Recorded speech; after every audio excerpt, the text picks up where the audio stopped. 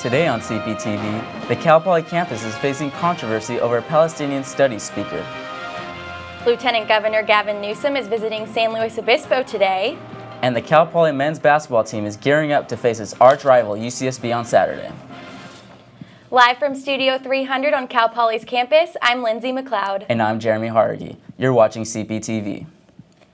The Cal Poly president has released a statement on free speech after controversy over an on-campus speaker. Reporter Travis Kachatourian has more on the story.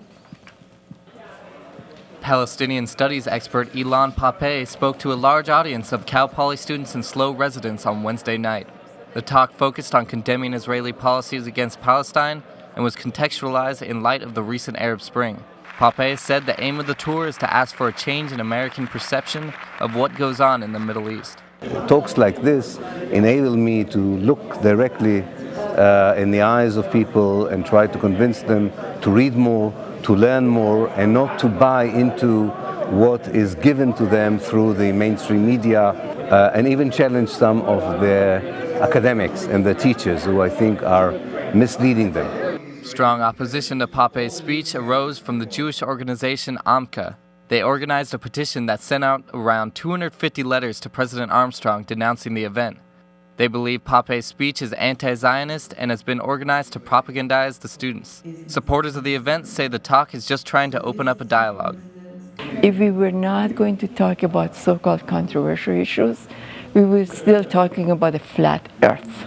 I mean, that's how the ideas start, when they're unpopular in the beginning and the people listen to all different sides and come up with their own opinion. President Armstrong joined the presidents of both Northridge and Fresno in signing a letter in support of free speech on CSU campuses.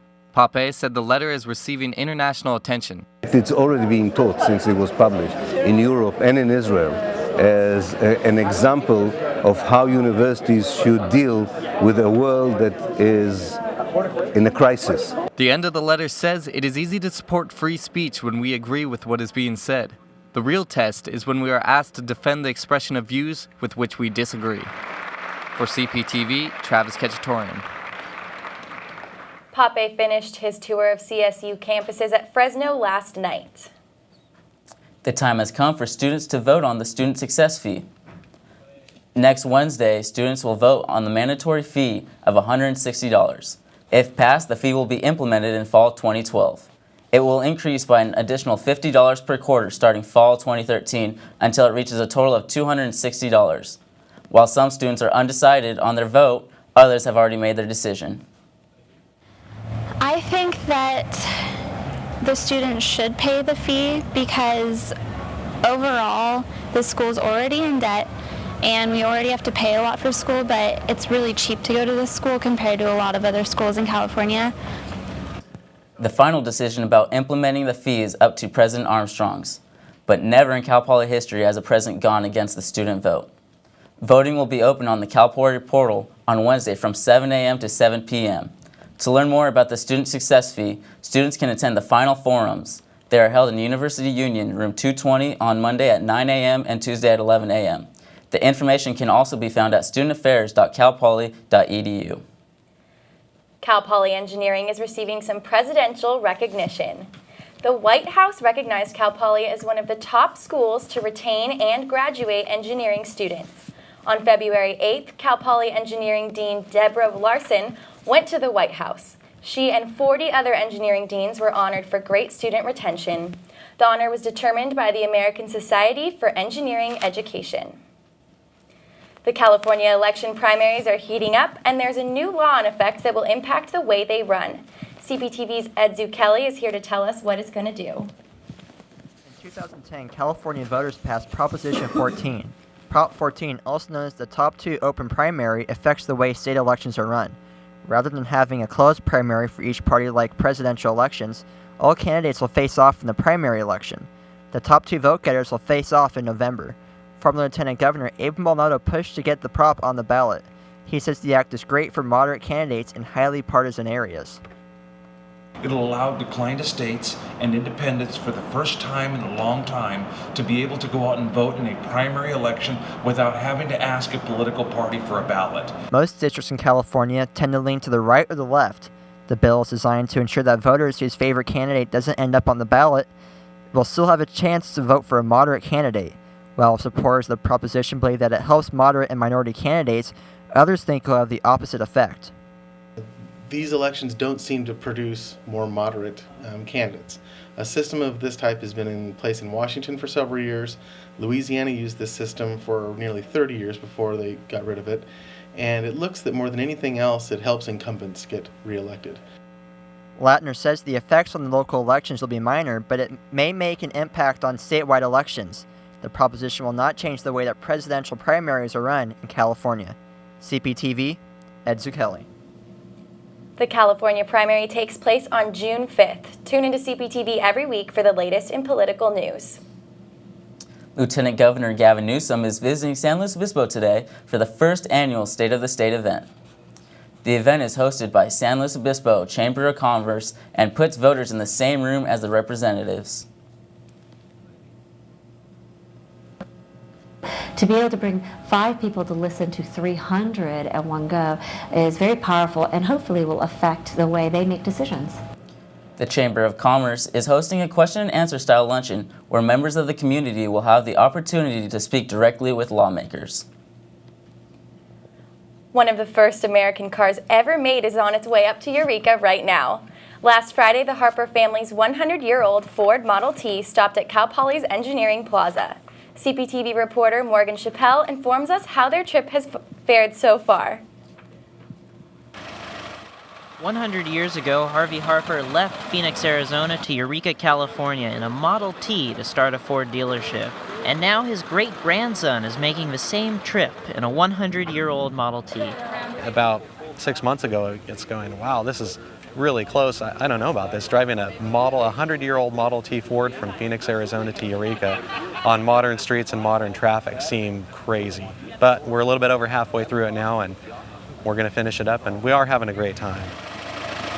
The Model T only gets 17 miles to the gallon, and traffic has been a problem for the team. We go about 40 miles an hour, 45. Traffic, of course, is going 65 plus.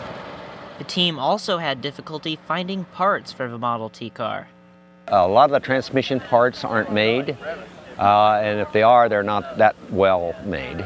So you try to find good used parts, and so it took quite a while. And I, calling a lot of people, bringing their old parts in to find some real good ones to rebuild the transmission. The trip will end with a celebration at the Harper Ford dealership in Eureka. It's been a blast this time. I did it 25 years ago with this same car. It was a lot slower then.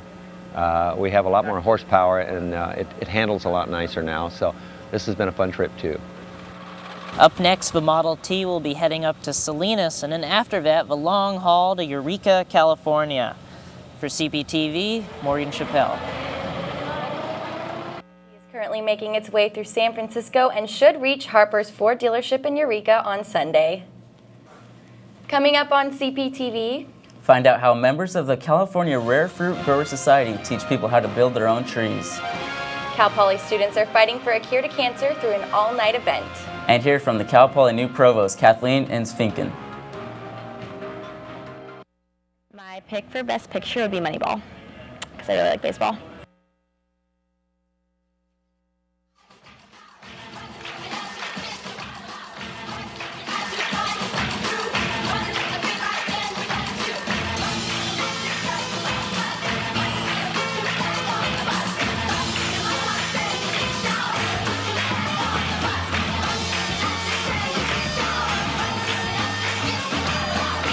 Join the movement. Pledge to play 60 at NFLRush.com.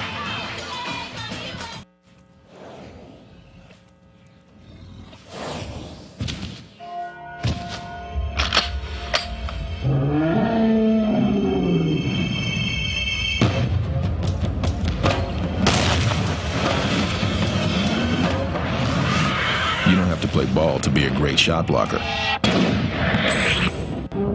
Never buy illegal wildlife products, and we can save our endangered animals. When the buying stops, the killing can too. Up College is hard. Down. Those books are heavy. My sport is football, but my passion is education. Right up here. So every year I take promising high schoolers on a college tour Lights there, darts there. to show them that higher education means a brighter future. My name is Nnamdi Asamoah. I don't just wear the shirt, I live it. You can be a reader, tutor, or mentor too. Take the pledge at liveunited.org/volunteer. Do you wear this? What does hope look like? It's in the rising walls of a home rebuilt, raising the spirit of a community reborn. What does heart sound like? It's in the rhythm of nails pounded into wood, a beat driven by the conviction that inspiration can overcome desperation. What does home feel like? It's in the faces of Americans who built generations of memories in their home and then saw it slipping away, until friends they had never met turned out to lend a hand. For more than 30 years, Rebuilding Together has spread hope to homeowners in need, providing free home rehabilitation, making homes safer and more energy efficient. This is a place where you can turn dreams into reality. Go to rebuildingtogether.org and share the feeling of home. Welcome back to Cptv. Cal Poly hosted an event that taught people how to grow fruits you can't buy in stores. Reporter Travis Cacciatorian has more on the story. I'm at the Crop Sciences building where the California Rare Fruit Growers Society is putting on their annual grafting event. An estimated 200 to 250 fruit growers from Los Angeles to the Bay Area were in attendance. The event taught people how to build personalized trees by grafting scion wood onto a rootstock. The process is not too hard, and you can even grow these rare fruits in your own backyard. You can actually have a tree that has peaches, plums, apricots, pluots, apriums, plum cots, and even almonds, all in the same tree. This year's gathering had a special purpose. The rare fruit growers decided to honor recently deceased apple grower John DiVincenzo. John was dedicated to creating the perfect apple, but his untimely death left his work unfinished. I'm told that the overall goal of the event is for everyone to take home a little piece of John DiVincenzo's apple tree and graft it onto their own. And eventually, next year, bring their apple back and see if he did produce the perfect apple. I'm just know that my husband would be very proud and very happy to see this going on. And I'm very excited about the enthusiasm everyone has. The day ended by presenting Sally DiVincenzo with a commemorative tapestry of her husband. Over 1,000 different apples will probably be produced from John's trees and brought back to next year's event. For Cptv, Travis Cacciatorian. The meeting occurs once a year on the third week in February. Cal Poly students are finding ways to recognize Black History Month. Chumash Auditorium was packed Tuesday with students participating in a discussion on the N-word. A member of the Multicultural Center led the presentation as part of the Black Heritage Series, which goes all year long. Students talked about the history behind the N-word and its modern uses. Many students say it's dangerous to forget the history of the word. Good news for students nearing graduation. Companies in San Luis Obispo are hiring. More than 40 local businesses attended Cal Poly's all-local career fair Thursday morning. Representatives from Career Services say the career fair gave students a chance to find job openings and internships. They see a lot of valuable talent leaving San Luis Obispo when they graduate. And so this is to try to let the students, the graduates know that there are opportunities here locally to stay in San Luis Obispo rather than leave. There are about 75 job openings there today for a wide variety of fields. All majors were welcome at the fair. The Director of Career Services says he often advises students to check out any field they might have interest in. Cal Poly students are asking for donations to benefit St. Jude's Children's Research Hospital. 7,000 letters were sent out on Tuesday at a letter writing campaign. The event, called Up Till Dawn, invited students to bring addresses for a chance to win prizes. More than 500 students attended for free food, free shirts, and an 80s-themed night. I came because it was a good cause, and I thought that it would be cool to get some free food. Everybody's on board with the St. Jude's mission. Everybody wants to help the children of St. Jude. Students from all different clubs attended the event put on by Student Life and Leadership. They hope to raise more than $10,000.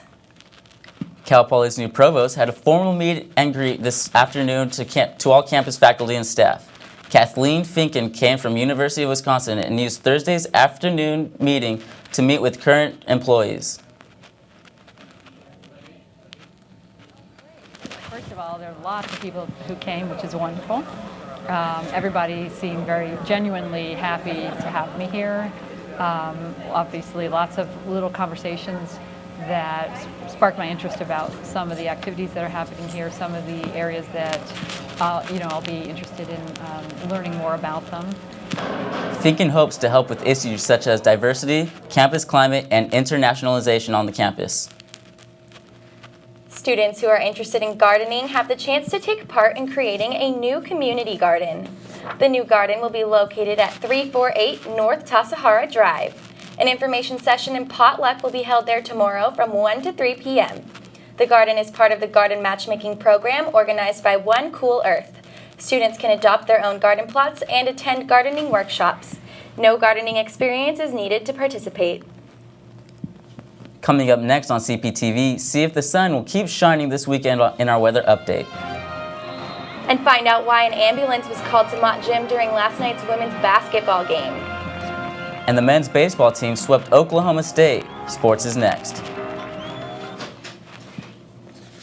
My pick for Best Actress is Meryl Streep.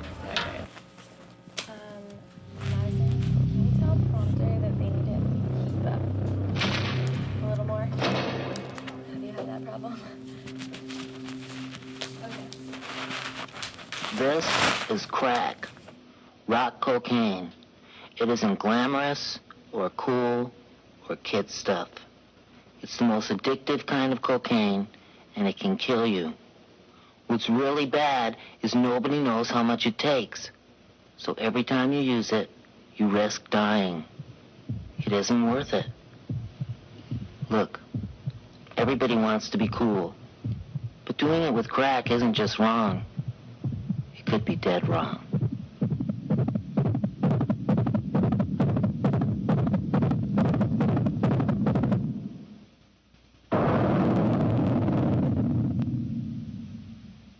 If you're anything like my family, then you love to play basketball. It's an amazing sport. There's running. There's jumping. There's even dancing. Most importantly, playing basketball for just 1 hour a day is a great way to get fit. So get on out there, shoot some hoops, and most of all, have some fun.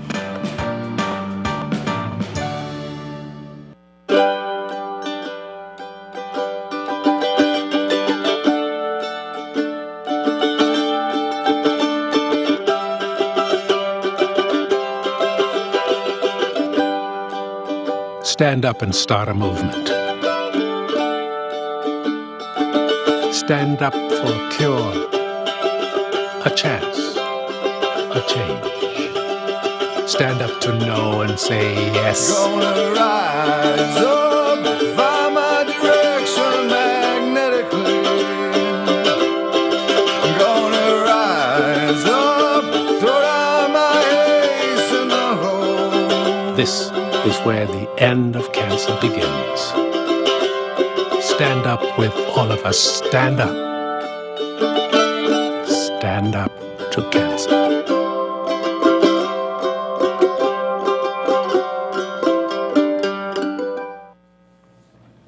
Welcome back to CPTV. Weather reporter Lauren Bennett has the forecast. Lauren, it's been hot lately. Is it going to stay hot this weekend? Thanks, Jeremy and Lindsay. I would say the temp is going to be cooling down this week, Jeremy. It's a beautiful day out right now. Here's an image from Pirates Cove. It's been a wonderful past few days. We had high winds and a bit cooler temperatures towards the beginning of the week, but since Wednesday it has been heating up. And make sure you enjoy it, because the weather is going to change up through the weekend. Let's start off with a map of the Central Coast. The coast is going to be mid-70s today with a high of 76 in Paso Robles and 74 in Atascadero and 73 in San Luis Obispo, Pismo Beach, and Santa Maria. And towards the south in Lompoc, it's going to be about 74. And you should get outside to go hike Bishops or go to the beach because it's going to be a beautiful weekend. And can we get our weather headlines? And so it's going to be sunny skies today. And through the week, it's going to be about mid-60s, and the clouds will be appearing later in the week with highs about 63. And could we get our 5-day forecast? Thank you. And so it's about 73 today with lows of about 40s at night. And Saturday and Sunday, it's going to be about 65. And Monday and Tuesday, it's going to be 64, so enjoy, and it's going to be beautiful. Back to you guys. Thanks, Lauren. Yes, I guess we're going to have to enjoy what's left of the nice heated weather. Cptv's Brent Lowry is joining us in the studio for sports. How's it going, guys? Well, Cal Poly women's basketball had a chance last night to retake first place in the Big West Conference against Long Beach State. Now, the Mustangs came out firing, taking an early lead behind 20 first-half points by senior forward Christina Santiago. Santiago is already Cal Poly's all-time career rebounds leader, but she pulled within 20 points of breaking the all-time scoring record as well last night.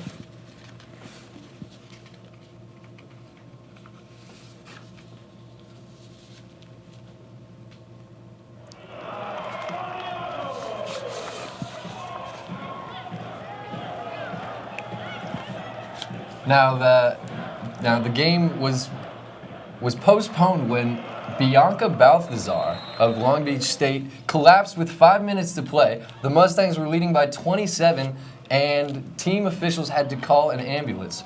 Balthazar was rushed to Sierra Vista Regional Medical Center, where she was treated and released. The Mustangs won 68-41.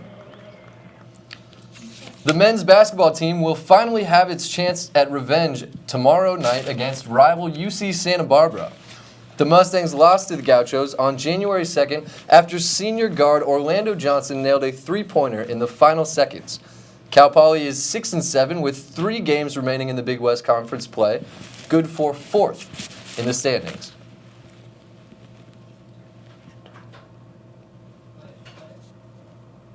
Honored to be out there with some of the best guys from college football last year. This is a once-in-a-lifetime opportunity. This event is a great way for NFL coaches, scouts, and executives to see the talented college athletes compete in drills that relate to the NFL. Jackson says that Ramsey Spartan, a former Mustang who was drafted by the New York Giants in 2009, has given him advice on how to deal with the combine. It's just time to really focus in, not let all the other distractions that the teams try to create for you. Don't let that throw you off your game. Numerous draft sites have Jackson going in the top 100 picks, with several of them having him drafted in the second round. All right, and Cal Poly kicked off baseball season at Baggett Stadium with a 3-game sweep of Oklahoma State last weekend. The Mustangs' pitching staff allowed just 3 runs the entire series, while the Bats produced 23 runs on 27 hits. Junior right-hander Kyle Brueggemann made his first start as a Mustang Sunday afternoon, in which more than 2,000 fans came out to see the game. I mean, this weekend was great. We had 1,400, and 2,000 for 3 games, and obviously it's a home field advantage, and there's electricity in the air. It's great to play at home, but it's also good to play on the road.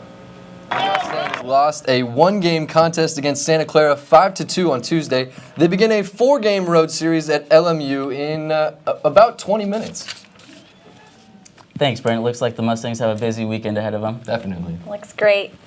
Coming up on CPTV, a Santa Barbara reggae band brings island beats to San Luis Obispo. And a Tennessee Williams play makes its way to the Cal Poly campus. My pick for best animated film is Ringo. I'm lucky. Let me help you with that. I get to do something I love. It has nothing to do with touchdowns or titles. Everybody bring it in. I get to play a part in the life of someone just starting out. How many of you think homework is just as important as teamwork? I help keep kids in school. Good. And that's the name of the game. My name is LaDainian Thomason. I don't just wear the shirt, I live it. Give, advocate, volunteer. Live United. I want a change. I change. I change. One that's sustainable. One I can do myself. But I need your help, your support. Not a handout. Not a handout. I need a school, or well, a coach. This thing will help me to break a cycle. The cycle of poverty. The cycle of poverty that will going on for generations. A school will teach me new ways to provide for my family. Things are things we need. Things you can support. But it's not charity. It's not charity. It's sustainability.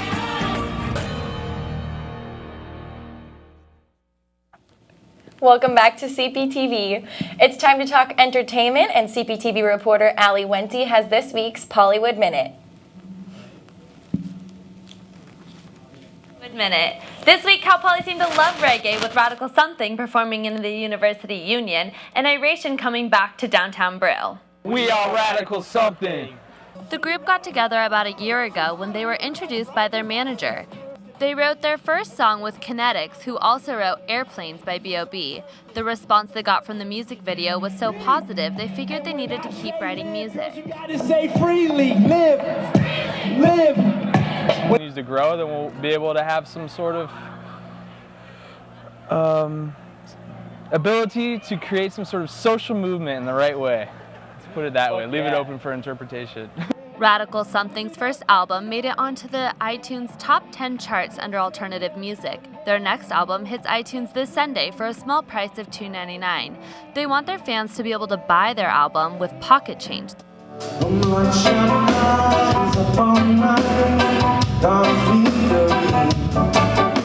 California reggae band Iration headlined 2 sold-out shows over the weekend at Slow Brew. Fresh off a month-long break from touring, they set their sights for Slow, a venue that Iration has been playing at since they were first on the reggae scene. We came and we played with Pepper at the Wow Week for Cal Poly, and that was kind of the beginning. Before we'd come a couple times, and there was really no fan base here for us, and we were kind of still a small band. It's just a good scene. So we enjoy it. It's a good, fun venue to play. So. The band debuted new sounds and styles reflective of their next upcoming album set to drop this summer. They're definitely different songs, but they're still us. But they'll be mixed in with kind of more of the standard Iration sound, the reggae and the catchy, feel-good kind of sunshine type beat. But it wasn't all about reggae this week at Cal Poly. The school also had its opening weekend of a play production based on a young Southern belle. The Cal Poly Theater and Dance Department's production, A Streetcar Named Desire, is celebrating its opening weekend. Written by Tennessee William, it tells the story of a former Southern belle who tries to escape her past and ultimately suffers a nervous breakdown. A lot of people point to her as a kind of crazy character when really there's so much to be admired in her at the end of the day. The show is playing in Spanos Theater at 8 p.m. Thursday through Saturday until the end of next week. I think people should see the play because it's a classic, and Tennessee Williams is fantastic. The language, the dramatic nature of every little moment is truly unique and special. Tickets are $15 for the general public and $12 for students. Visit packslow.org for more information. That wraps up our Pollywood Minute. Thanks for tuning in, and make sure you check us out next week. Thanks, Allie. Sounds like it was an eventful week, and I look forward to seeing A Streetcar Named Desire this weekend. You're going to go see that? I am. I got my tickets for tonight. I read that play in one of my classes, too.